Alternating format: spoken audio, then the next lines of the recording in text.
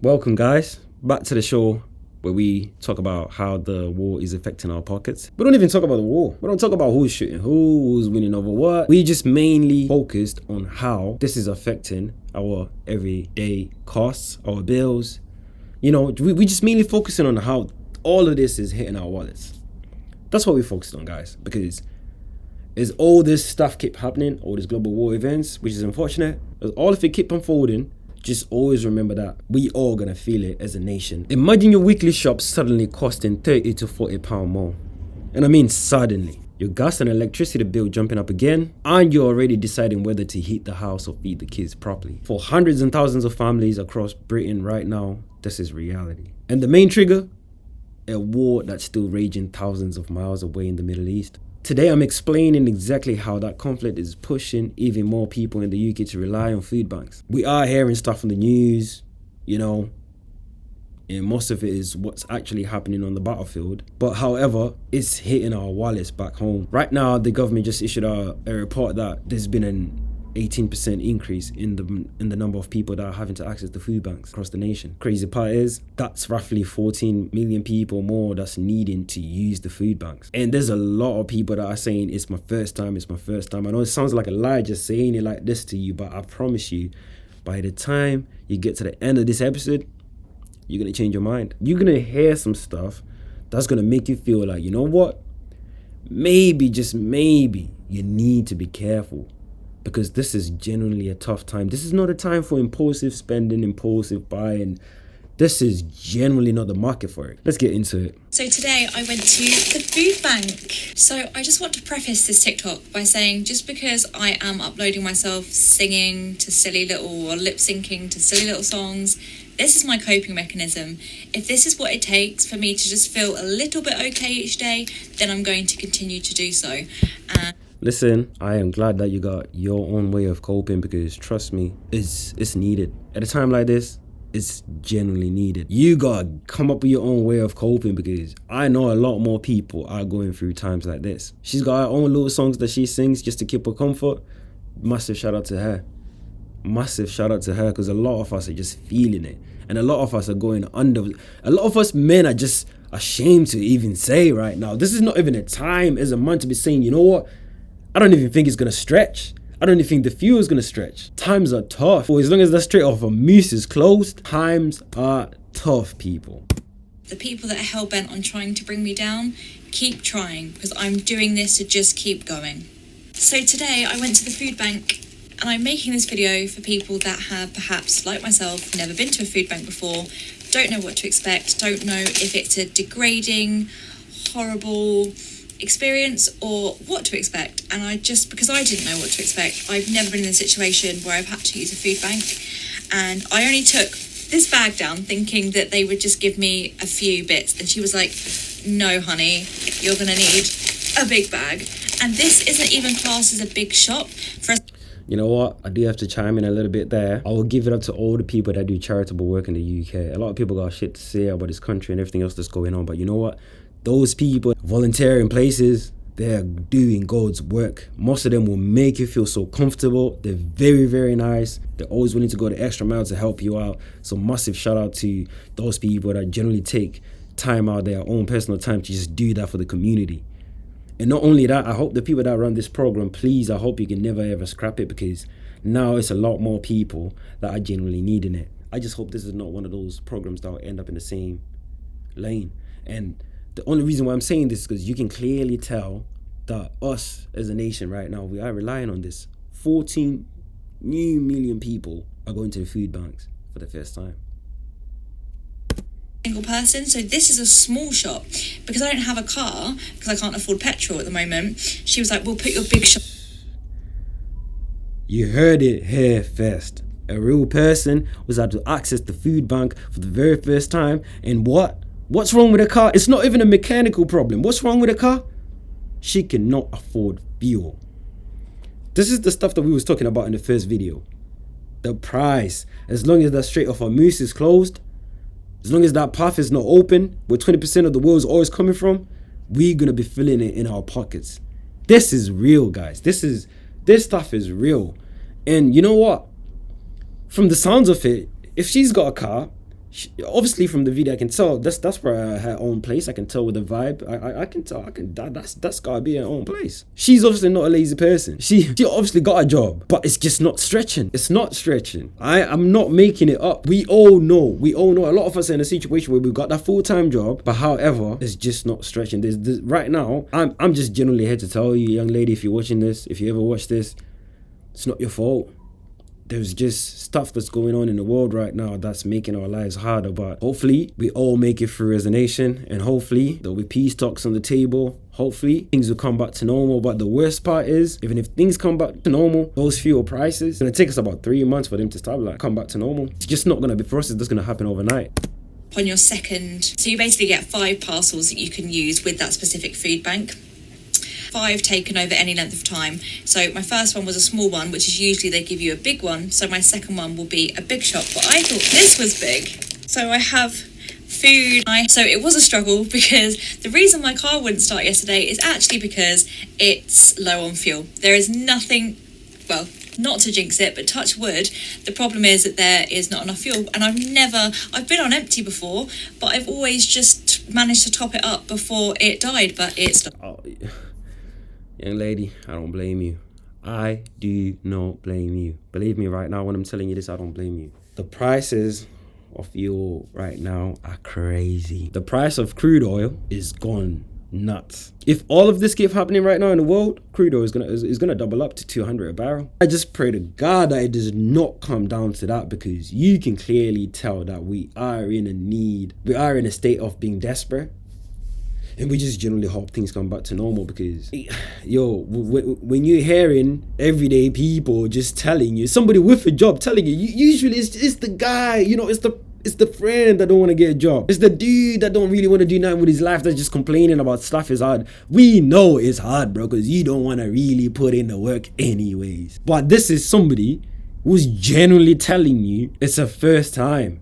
And we've got numbers from the government telling us there's been an 18% increase. 14 million people, new faces across the nation. That is crazy. I don't care what you say. That is crazy. Your life might be good right now and you're watching this. Cool. Good for you. I'm happy for you. But a lot more people are in this situation where they just trying to eat their families and just stay sane and just, keep living normal. But honestly, shout out to the food bank in whatever area she's from. They obviously done a good deed for her. Let's keep watching. So I did in fact have to walk down to town and walk back with the dogs. So what did I get? So the food bank in my village was actually converted from, it used to be a block. And a lot of people don't realize, in the UK, the village, that's where you get the good stuff. That's where you get the good meat. For good price as well. Eggs still got the feathers on it, and the yolk is bright orange, my friends. Top tier nutrition, my friends. A different type of protein make up, my friend. Get out the areas a little bit. Take a little drive out there. See what they're selling. See what the farms are selling. 9 times out of 10, they're even selling straight to the people. Don't believe me? Check for yourself. Toilets. The fact they now have citizens advice there, a food bank and other services available to you, and the staff are so lovely. I did not feel embarrassed, like a burden, like I couldn't ask for something. Well, I kind of did at the start, but that was just my own anxiety, thinking, can I ask for these noodles? Can I ask for dog dental sticks? Can I ask? But then they take you round. It's just a tiny little hub, but they take you round all of the stalls, the shelving that they have, and they ask you what you need. And they ask you questions, but not to be nosy, not to intervene, not to make you feel awkward, but just so they can help and give you as much help with food or other services that they can. And I thought it was a really positive experience. I didn't know what to expect. I thought I was going to come out feeling like, genuinely thought I would feel embarrassed and awkward and like I didn't deserve help, and I don't know, but it was a really positive experience in the midst of all this. Something that I don't get too often at the moment is meat. Meat is so expensive, and I did feel I felt a little bit rude for asking for an expensive product, and I was like, I don't suppose I could have some meat? And she was like, of course. Damn. She said, I don't suppose I could have some meat. That hurt me right there. I ain't even gonna lie. That hurt me right there. You shouldn't even have to feel like that. Like, she generally feels like, yo, I do not want to be a burden. I know I want some of this, but I don't want to be a burden. And that's not somebody who's asking for some liquor, who's asking for some things that they shouldn't be taking. It's none of that. Just asking for some fresh meat, bro. For some fresh meat. Yo, I hope them peace talks will come soon. I hope everything goes back to normal. Because honestly, people of this nation deserve that. So I got some mince and I got some chicken thighs. I then got some milk, UHT, so it lasts longer. So I still have some porridge that I can use that in, which is good. I got a grapefruit, washing up liquid, some noodles and mug shots. They had dog food and Dentastix. Gave me yogurts, some Pepsis, other fizzy drinks. There's quite a few bottles in here. Some doggy poo bags because I ran out yesterday. Didn't even know they did these. Deodorant. So like what we was talking about, guys, with fresher tax and shipping routes, many vessels are now forced to take the long way around Africa, adding 10 to 14 days to every journey and driving up fuel and insurance costs by 30 to 60%. The UK imports 40 to 50% of its food and a huge share of everyday goods through these lanes. Statement is a little bit crazy because, I don't know, there's gotta be something happening, man. Every extra day at sea means higher transport bills, and those bills get passed straight to the supermarkets. Analysts estimate this alone will add £150 to £300 a year to the average household grocery spending. Families already on tight budgets. That's the difference between coping and not coping. We're gonna meet our friend from America here. She's a single mom, and she's gonna tell you guys how she's been getting on in this tough time. I'm Kelly. I'm 39-year-old single mom, and I am making preparations for losing my stamp. I do work. I know somebody's going to comment that. This is the thing that we was talking about. People got jobs, but however, they're having to access the food bank for the first time in their lives. For the first time in their lives, guys. She's got a full-time job. And what I like about her is that as soon as this video start rolling, she lets you know. I'm not trying to judge her or say anything, but she's already said she's a single mom. So I know some of you a lot who will already be judging her. And boom, she shuts it down straight away with, for those of you who's gonna say something, I'm already in work. I have worked since the day I turned 15. How old did she say she was? 15. Let that sink in. By the look of this video, I don't think she's got anything to lie about. I really don't think she's got anything to lie. Why would she be lying about accessing the food bank? Why would anybody lie about that? Try do this for some views. Nobody's doing it for some views. I went to a food bank today for the first time, and I want to show you what I got. All right, they had a little outside market where you could grab things. I got 2 little lunches. Little boy will love that. Hand sanitizers. Never have too much. Bag of salad. All right, now the big box. Pretty big, a lot more than I expected. I keep looking at myself. I look rough today. Eggs. Half gallon of milk. We love milk in our house, especially chocolate milk. Another little bag of salad. I was able to get a lot of fresh food today. Box of cereal, Frosted Flakes. Oh, a cake. A cake that came open, unfortunately. It's still edible. We can save this. These are those kind of moms, like, they probably would never tell you as their child, like, mommy had to go to a food bank today. They'll never even tell you. And you know what? She'll be the type of mom that'll create that environment where you as a child, you just keep living happily. You won't even notice that, like, yo, there's a lot more at play here. Well, mom had to rely on the food bank today. I can tell she's the type of mom that will make it feel like that. And you can tell most of the stuff that she's grabbed from there, it's centered towards her children. And I can bet you her kids are probably not even going to feel that, whoa, mommy had to go to a food bank today. But this is the situation that we're living in. And shout out to moms like her for just going out of her way to make sure she does what she's got to do for her kids. Massive respect to her. Hang on, friend. All right, back. Some fresh fruit. This all looks really good. My little one does not eat fruit. He's very picky. Some tomatoes. Most of these look salvageable. All right, let's see what else we got here.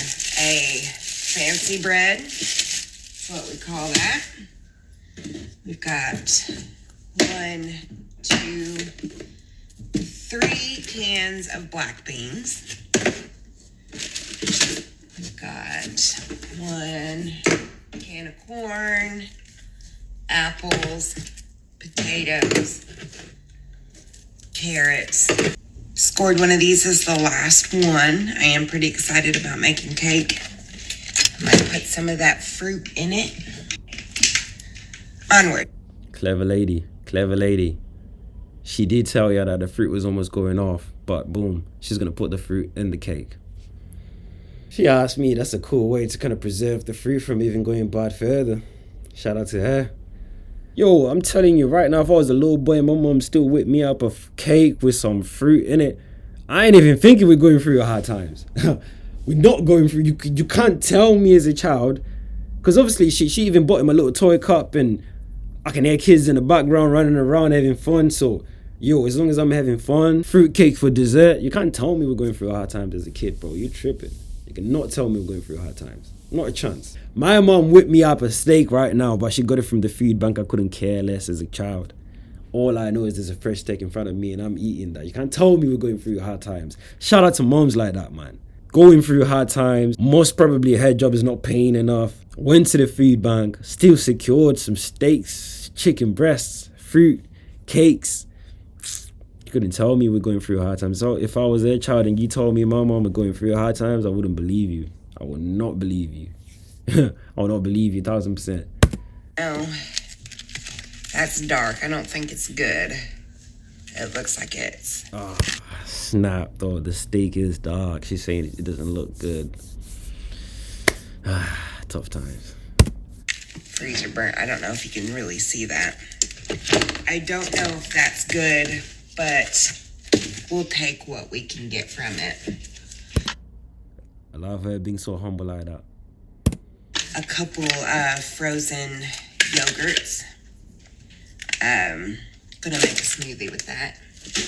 Government statistics reveal that 6.6% of UK children, nearly 2 in every classroom, lived in a household that used the food bank last year. Broader surveys put food insecurity at around 12% of all households. Low-income families, working poor households, single parents, and disabled people are being hit the hardest because they already spent a much larger share of their income on food and heating. Many people have no savings left after years of cost of living pressures. Their tanks, including the Resolution Foundation and IPPR, are warning that this new shock could reverse any unexpected 2026 living standard gains and drive even more people through the food bank doors in the coming months. Let's go back to the vids. We got another one. Hi, it's Vegana with B here. So I just wanted to share this video because it's just the reality of some of us, and there's no shame in this life. I had my first experience of a food bank, and from my perspective, You hear it again. First time experience, guys. You know what? Actually, we just want to make sure we're going to think the right people. Let's find out who's responsible, yeah? Let's find out. Quick internet search will let us know. Food banks in the UK are primarily run by local community organizations, churches, and independent charities, rather than a single government body. Damn. The 2 largest networks are the Trussell Trust, supporting over 400 independent food banks. Man, shout out to the Trussell Trust, massive shout out. And the Independent Food Aid Network, IFN. Independent Food Aid Network, massive shout out to them, because they literally saying they rely on public donations and volunteers. Dude, that's even way cooler than anything. This is by the people, for the people. Sometimes you just gotta love society, man. Wait, that is crazy. Nah, that's crazy. I thought the food bank is just like a government thing that's been put in place, and people are, people's taxes are being used to help other people in need. But then, no, it's just literally people donating towards a trust that's donating to people, from the people, back to the people in need. Wow. These are some of those times where it's like humanity just never fails to make you smile. Because honestly,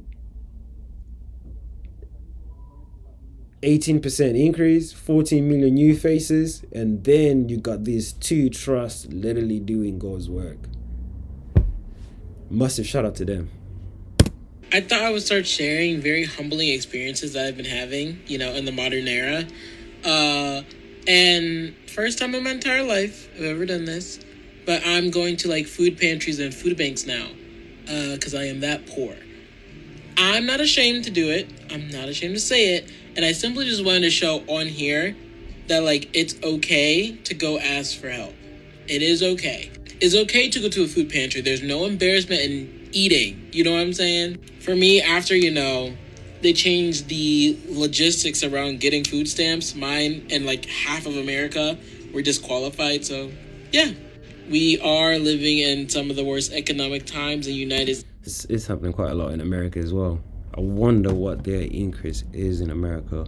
We might need to look that one up, actually. The number of people using the food banks in the US has continued to increase in early 2026, with American food banks entering the year stretched to historic limits. Demand remained high due to rising costs, with overall food prices predicted to rise by 3.6% in 2026. Persistent high demand. Following high demand in 2024 and 2025, food banks faced their most dire test yet in early 2026, with many relying on reserves as the demand to continue to grow. The average family of four is projected to spend nearly $1,000 more for food in 2026. That is crazy.